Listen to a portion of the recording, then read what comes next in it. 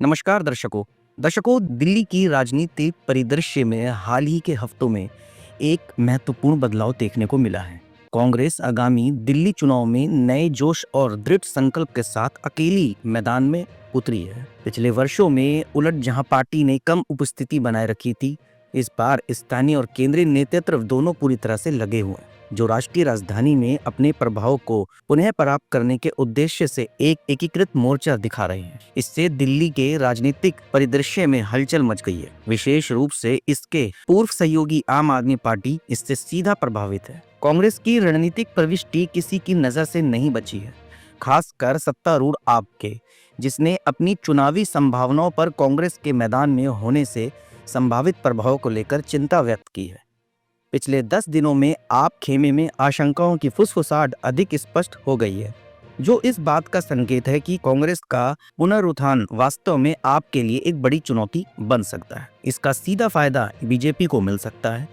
दिल्ली के इन चुनावों में कांग्रेस ने आम आदमी पार्टी का मुकाबला करने के लिए 3CX पर फोकस किया है। ये 3CS है: कैंडिडेट, कंसिस्टेंसी और कैंपेन। दरअसल इन दिनों राजनीतिक दल जनता की भावनाओं को जानने के लिए लगातार सीट टू सीट सर्वेक्षणों पर निर्भर हो रहे हैं। ऐसे में पार्टियों को मतदाताओं की बदलती प्राथमिकताओं के साथ तालमेल बिठाने के लिए रणनीतियों और संदेशों को समायोजित करने की जानकारी मिल पाती है। ऐसे में माना जा रहा है कि इन आंतरिक सर्वेक्षणों से मिले फीडबैक ने मतदाताओं की भावनाओं में संभावित बदलाव का संकेत दिया है और कांग्रेस प्रभावी रूप से इसका लाभ उठाती दिख रही है।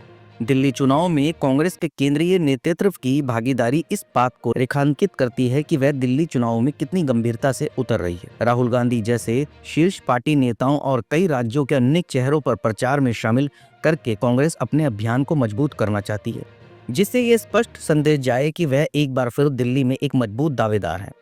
यह कांग्रेस के लिए केवल संख्या या सीटों के बारे में नहीं है, बल्कि यह एक ऐसी लड़ाई है जिसका महत्वपूर्ण राजनीतिक और प्रतीकात्मक महत्व है। एक रणनीतिक बदलाव में कांग्रेस ने अपनी सामान्य प्रथा से अलग है चुनाव की घोषणा से काफी पहले दिल्ली की प्रमुख सीटों के लिए अपने उम्मीदवारों की सूची जारी कर दी। परंपरागत रूप से उम्मीदवारों के चयन की प्रक्रिया में लगने वाले समय के लिए जानी जाने वाली पार्टी अक्सर नामांकन की सीमा समय के करीब अपने उम्मीदवारों की सूची जारी करती है। हालांकि इस बार कांग्रेस ने अपने उम्मीदवारों की घोषणा पहले ही करके एक सक्रिय दृष्टिकोण अपनाया है। यह कदम महत्वपूर्ण चुनौतियों से निपटने में इसकी तत्परता और इसकी नई रणनीति दोनों को उजागर करता है। उम्मीदवारों की जल्दी घोषणा करना न केवल इसकी टाइमिंग है, बल्कि पार्टी द्वारा चुने गए उम्मीदवारों पर साहसिक चयन भी है। हाल के चुनाव चक्रों में कई प्रमुख कांग्रेस नेता मजबूत विपक्षी नेताओं के खिलाफ चुनाव लड़ने से हिचकिचा रहे थे। इस बार पार्टी ने एक ऐसा लाइनअप चुना है जो आत्मविश्वास और रणनीतिक गहराई को दर्शाता है। विशेष रूप से संदीप दीक्षित को अरविंद केजरीवाल के खिलाफ खड़ा कर दिया, जो नई दिल्ली में एक उच्च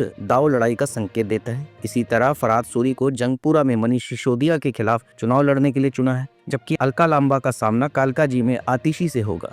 अन्य महत्वपूर्ण मुकाबलों में बल्ली मारान में इमरान हुसैन के खिलाफ हारून यूसुफ और पड़पड़गंज में अवध ओझा को चुनौती देने वाले चौधरी अनिल कुमार शामिल है। इसके अलावा बादली से देवेंद्र यादव, उत्तम नगर से मुकेश शर्मा, कस्तूरबा नगर से अभिषेक दत्त और मालवीय नगर से जितेंद्र कोचर जैसे अनुभवी नेताओं को शामिल करने से कांग्रेस की लाइनअप में और मजबूती आई है। कांग्रेस का ध्यान केवल उम्मीदवारों पर नहीं है, बल्कि निर्वाचन क्षेत्र की जरूरतों को समझने और रणनीतिक रूप से संबोधित करने पर भी समान रूप से है। कांग्रेस इस गतिशीलता को पहचानती है। खासकर हाल के चुनावों में आम आदमी पार्टी के लिए अपने वोट शेयर में महत्वपूर्ण नुकसान के मद्देनजर अपनी स्थिति को फिर से हासिल करने के लिए कांग्रेस ने आपके प्रभाव से मतदाताओं को लुभाने के उद्देश्य से एक आकर्षक एजेंडा पेश किया है। ये जानते हुए कि आम आदमी पार्टी विभिन्न जनसांख्यिकी के लिए अपनी पहल की घोषणा करने में तेज थी, कांग्रेस ने भी समान रूप से आकर्षक प्रस्तावों के साथ उसका अनुसरण करने में तेजी दिखाई। महिला मतदाताओं को आकर्षित करने के लिए कांग्रेस ने प्यारी दीदी योजना शुरू की, जिसमें 2500 रुपए प्रति माह की पेशकश की गई, जो आम आदमी पार्टी द्वारा महिलाओं के लिए 2100 रुपए मासिक प्रावधान से आगे निकल गई। यह कदम महिलाओं की वित्तीय स्वतंत्रता और सुरक्षा को संबोधित करके उनसे जुड़ने के कांग्रेस के रणनीतिक इरादे को दर्शाता है। स्वास्थ्य सेवा एक और क्षेत्र है जहां कांग्रेस आम आदमी पार्टी से आगे निकलने की कोशिश कर रही है। जबकि आम आदमी पार्टी ने पहले ही अपनी स्वास्थ्य योजना शुरू कर दी है।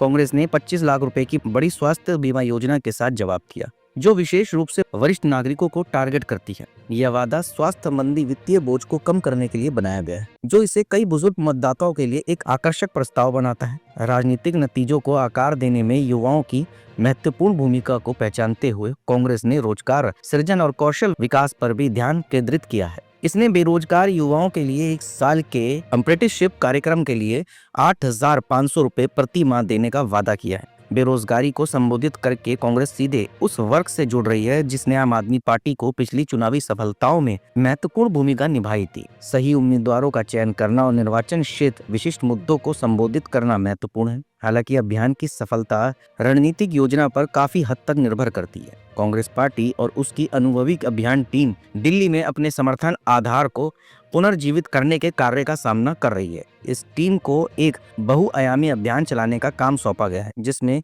लक्षित स्थानीय आउटरीच और व्यापक कथा सेटिंग प्रयास दोनों शामिल हैं। कांग्रेस ने अपनी रणनीति के हिस्से के रूप में 3 महत्वपूर्ण घोषणाएं की हैं। कर्नाटक में महिलाओं के लिए इसी तरह की कार्यक्रम के सफल कार्यान्वयन के बाद कर्नाटक के उप मुख्यमंत्री DK शिव कुमार ने प्यारी दीदी योजना की शुरुआत की है। यह कदम सशक्तिकरण और समर्थन का वादा करके महिलाओं मतदाताओं को आकर्षित करने के लिए बनाया गया। राजस्थान के पूर्व मुख्यमंत्री अशोक गहलोत ने स्वास्थ्य बीमा योजना को फिर से शुरू किया, जो उनके कार्यकाल के दौरान सफल रही थी, जिसका उद्देश्य स्वास्थ्य सेवा तक पहुंच के बारे में चिंतित मतदाताओं को आकर्षित करना है। इसके अलावा पार्टी के भीतर युवा आइकन के रूप में पहचाने जाने वाले सचिन पायलट ने रोजगार के अवसरों का वादा करके युवा मतदाताओं को आकर्षित करने के लिए एक परिशुद्धता योजना शुरू की है।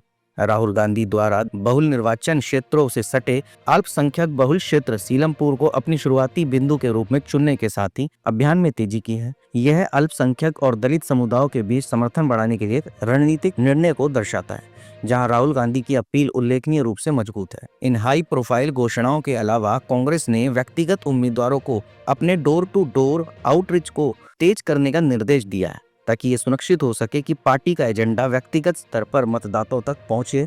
बड़े पैमाने पर नीतिगत वादों को जमीनी स्तर पर जुड़ाव के साथ मिलाकर कांग्रेस का टारगेट दिल्ली के विविध मतदाताओं आधार पर अपने प्रभाव को मजबूत करना है। ये व्यापक दृष्टिकोण न केवल तत्काल चुनावी लाभ हासिल करना चाहता है, बल्कि राजनीतिक परिदृश्य में पार्टी की व्यापक कथा और प्रासंगिकता का पुनर्निर्माण भी करना चाहता है। बात जो भी हो दर्शकों, लेकिन आगे चलकर देखा जाएगा कि दिल्ली की जनता किसे चुनती है। ये तो समय आने पर ही पता लगेगा। पार्टियां कोई सी भी हो, मेहनत सभी कर रही है, बड़े बड़े वादे सभी कर रहे हैं, लेकिन दिल्ली की जनता का क्या मूड है, ये 8 तारीख को फाइनल पता लग जाएगा।